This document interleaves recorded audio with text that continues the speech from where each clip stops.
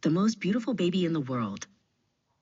Deep in the heart of the great green forest, Jupiter, the king of all the animals, made a grand announcement.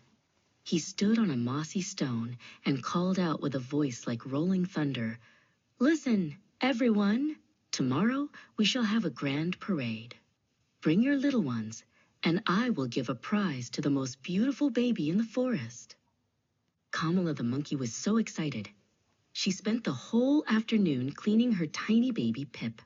She smoothed his fuzzy hair and wiped his sticky face with a damp leaf.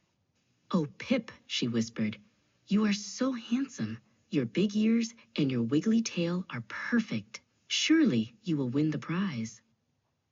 The next morning, Pavo the peacock arrived first. He fanned out his magnificent feathers, and his little chick did the same. The chick's feathers were bright blue and shiny. Pavo strutted back and forth, making sure everyone saw how colorful and neat they looked. Jupiter walked over to look at Pavo's chick. He smiled and nodded his head. "Very bright," Jupiter said, admiring the way the sun caught the blue feathers. The little chick chirped loudly and stood as tall as it possibly could for the king. Next came Alara the elephant. She walked slowly, followed by her baby calf. The calf had a long trunk that it kept getting tangled in the tall grass. Alara used her own trunk to spray a little dust on the calf's back to keep the bugs away, making him look very tidy. Finally, it was Kamala's turn. She hopped down from the trees, holding Pip tightly against her chest. She walked right into the middle of the clearing. She looked at Jupiter with a giant smile and held Pip out so everyone could see his wrinkled face and fuzzy head.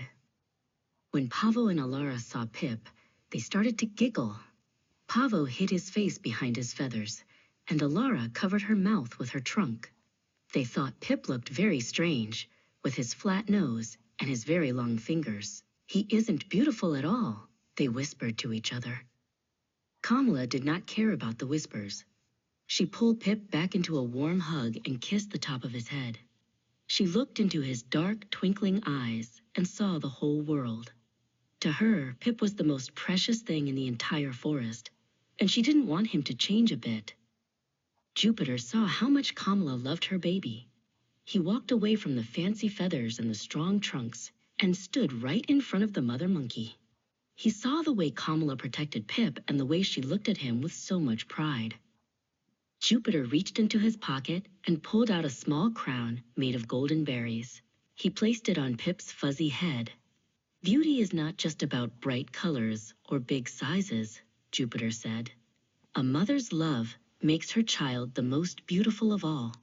Kamala hugged Pip even tighter, knowing she had the best prize of all,